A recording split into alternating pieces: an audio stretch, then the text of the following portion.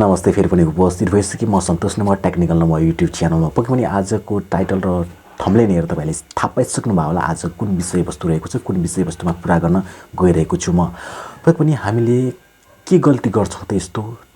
कुन गल्तीले गर्दाखेरि हाम्रो युट्युब भन्छु I am sorry Facebook ID hack हुने सम्भावना हुन्छ त धेरैजसो अहिले नेपालमा फेसबुक आइडीहरू ह्याक भएको खबरहरू तपाईले थाहा पाउन सक्नुहुन्छ मलाई धेरैजनाले मेसेज गर्नुभएको थियो मेरो फेसबुक आइडी ह्याक भयो अब हामीले के गर्ने कसरी रिकभर गर्ने ती कुराहरू मलाई धेरैजनाले मेसेज गर्नुभएको थियो हामीले यस्ता गल्ती गर्छौं ती गल्तीले गर्दाखेरि हाम्रो फेसबुक आइडी ह्याक हुन्छ तपाईले यो गल्ती नगर्नु होला कुनै पनि कारण तपाईले यस्तो गल्ती गर्नुभयो भने तपाईको आइडी पनि ह्याक नहोला भन्न सकिदैन है पक्कै पनि च्यानलमा नयाँ हुनुहुन्छ च्यानललाई सब्स्क्राइब गरेर हाम्रो युट्युबको परिवार बनिदिनु होला आउने दिनमा पनि यस्तै ज्ञानगुणका कुराहरू ज्ञानगुणका भिडियोहरू तपाईहरुको माझमा तपाईहरुको मोबाइलको शीर्षकमा पुगोस् है ओके हामीले के गल्ती गर्छौं त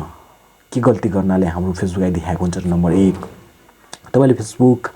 अकाउन्ट बनाउँदाखेरि तपाईले आफ्नो फेसबुक अकाउन्टको पासवर्ड स्ट्रङ राख्नु हुँदैन मेन कुरा त तपाईले स्ट्रङ बनाले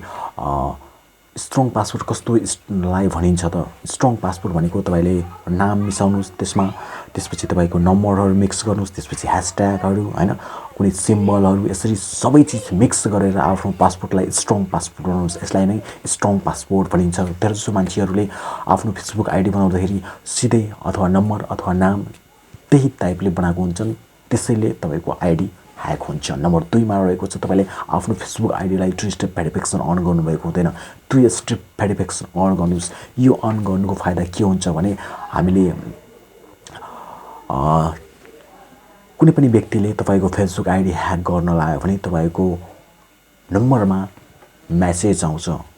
कोड आउँछ 5-6 वटा कोड आउँछ त्यो कोड पेस्ट गर्यो भने मात्र फेसबुक आइडी खुल्छ तपाईले त्यो अन गर्नुको फाइदा यही नै छ एकदमै सिक्रेट हैन यो एकदमै राम्रो पनि हो तपाईले 2 स्टेप भेरिफिकेसनलाई फेसबुक आइडीलाई अन गर्नु होला है नम्बर 3 मा रहेको छ तपाईले आफ्नो फेसबुक आइडीलाई नम्बर 3 मा रहेको छ यति बेला तपाईलाई कुनै पनि लोभ लालच देखाएर कुनै पनि व्यक्तिले तपाईलाई मेसेज गर्न सक्छ कुनै पनि लिंक शेयर गर्न सक्छ तपाईले यो लिंकमा क्लिक गर्नुभयो भने तपाईलाई म यति डलर दिन्छु अथवा कुनै न कुनै लोभ लालच देखाएर लिंकहरु शेयर गरेका हुन्छ तपाईले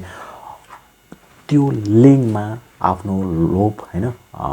लालचले गर्दाखेरि त्यो लिंकमा क्लिक गर्नुहुन्छ त्यो लिंकमा क्लिक गर्ने बित्तिकै हाम्रो आइडी ह्याक हुन 10 सेकेन्ड पनि लाग्दैन सर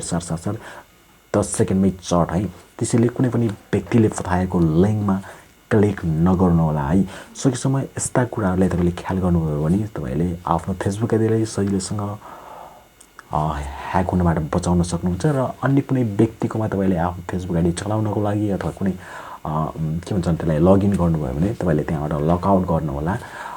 धेरैजसो मान्छेहरुले त्यतिकै छाड्दिएको हुन्छन् र कुनै हैन कुनै स्टुडियोमा गएर फोटो स्टुडियोमा त्यहाँ आफ्नो कुनै चीज कामको लागि पनि त्यहाँनिर ह्याक गर्नुभएको हुन्छ सरी ह्याक भन्छ लगइन गर्नुभएको हुन्छ त्यहाँबाट लगआउट गर्नु होला यस्ता किसिमको यी कुराहरु तपाईले ख्याल गर्नुभयो भने सजिलैसँग फेसबुक ह्याक हुनबाट बचाउन सक्नुहुन्छ आजको भिडियोको विषयवस्तु यही नै थियो हामीले के गल्ती गर्छौं यी कुराहरु ख्याल गर्नुभयो भने हाम्रो फेसबुक आइडी ह्याक हुनबाट बच्छ है okay thank you so much आजको भिडियो यही नै थियो नेक्स्ट डे न्यू भिडियोले तपाईहरुको माझ उपस्थित हुनेछु म सन्तोष नमुवा टेक्निकल नमुवा युट्युब च्यानलमा पनि सब्स्क्राइब गरेर हाम्रो युट्युबको परिवार बन्नुभएको छैन भने परिवार बन्दिनु होला भन्न चाहन्छु ओके बिदा हुन चाहन्छु हस्त बाइ बाइ